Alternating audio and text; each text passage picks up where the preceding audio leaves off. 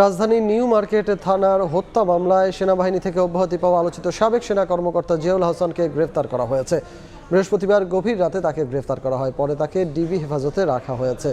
এর আগে গত 6 আগস্ট এক বিজ্ঞপ্তিতে মেজর জেনারেল জিয়াউল হাসানকে চাকরি থেকে অব্যাহতি দেওয়ার বিষয়ে জানায় আইএসপিআর। গত 13 আগস্ট গুম হওয়া ব্যক্তিদের স্বজনদের সংগঠন মায়ের ডাক তার গ্রেফতারের দাবি জানায়। জিয়াউল হাসান 2009 সালে মেজর থাকাকালে র্যাব 2-এর উপ অধিনায়ক হন।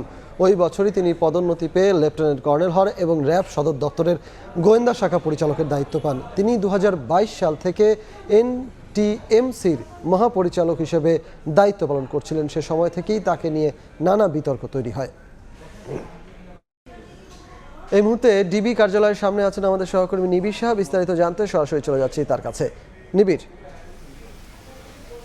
আসলে সবশেষ যে খবর সেটি হলো সাবেক সেনা কর্মকর্তা এনটিএমসির সাবেক মহাপরিচালক তিনি কিন্তু আসলে গ্রেফতার হয়েছেন পুলিশের হাতে এবং ঢাকা মহানগর পুলিশের পক্ষ থেকে আমাদেরকে একটি খুদে বার্তা দিয়ে জানানো হয়েছে যে রাজধানীর নিউ মার্কেট থানার একটি হত্যা মামলায় তাকে গ্রেফতার দেখানো হয়েছে এবং গতকাল রাতে রাজধানীর নিকুঞ্জ এলাকা থেকে তাকে গ্রেফতার করে মিন্টো রোডের ডিবি কার্যালয়ে নিয়ে আসা হয়েছে বলে পুলিশের পক্ষ থেকে আমাদেরকে এই তথ্যটি নিশ্চিত করা হয়েছে। এবং তারা যেমনটি বলছেন যে আসলে এই যে জিয়াউল হাসান তিনি কিন্তু বেশ এর আগেও বেশ আলোচিত সমালোচিত ছিলেন, কেননা ফোনে আড়ি পাতা, আয়নাঘর কাণ্ড কিংবা দেখা গেছে যে গুমের যে সব ঘটনা সে প্রতিটি ক্ষেত্রে এবং সবশেষ যে দেশে ইন্টারনেট বন্ধের যে বিষয়টি ছাত্রদের আন্দোলন দমাতে সেখানেও কিন্তু তদন্ত উঠে এসেছে এই সেনাবাহিনীর চাকরিচ্যুত এই কর্মকর্তা অর্থাৎ জিয়াউল হাসানের নাম। তো সবকিছু মিলিয়ে যদি বলা যায় যে আসলে এখন কিন্তু তিনি ডিবি হেফাজতে আছেন এবং সবকিছু মিলে এই ছিল বলা যায় যে আসলে জিয়াউল হকের খবর। আচ্ছা নিবিড়, আপনি তো জিয়াউল হাসানের কথা বলছিলেন, সাবেক সেনা কর্মকর্তা, কিন্তু এরও আগে যে বিগত কয়েকদিনে আগের সরকারের যে প্রাক্তন বেশ কয়েকজন মন্ত্রী, উপদেষ্টা, প্রতিমন্ত্রী এবং ডেপুটি স্পিকারও রয়েছেন, তাদের রিমান্ডে নেওয়া হয়েছে। সেখানে তাদের সেই রিমান্ডের নেওয়ার পরে সেখান থেকে কোনো তথ্য বা সবশেষ কোনো খবরাখবর আপনি জানতে পেরেছেন কিনা?